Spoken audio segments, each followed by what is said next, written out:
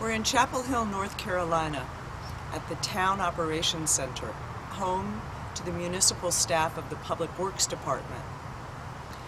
Behind me is a work of art called In Our Hands.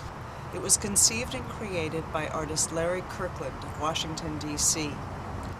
There are more than 24 cast bronze objects, each one an iconic symbol of the work of the department, who sweep streets, collect garbage, change light bulbs in public buildings, and maintain parks throughout the town. So this is gyre behind me, which the name comes, well, it's an English word that has to do with spiral. It specifically comes from the W.B. Yeats poem called Gyre, where he talks about history as a kind of irregular spiral. This being, in his mind, history had to do with a vertical spiral. Here we are horizontal, where we're engaging, if you will, the history of this land, which is contoured the way it is. The top of the pieces are completely level to a laser level.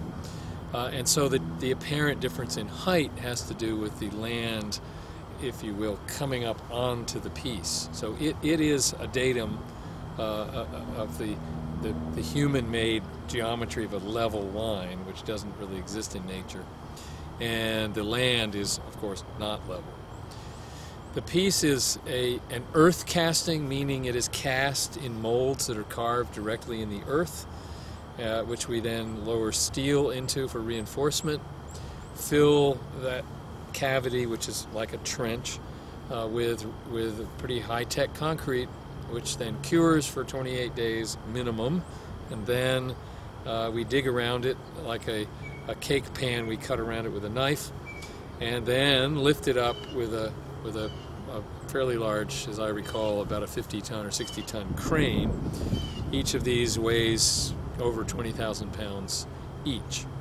Why do earth casting? Well, one reason is because they're fairly inexpensive to make large, structurally solid things using the earth, which we then fill back up with dirt.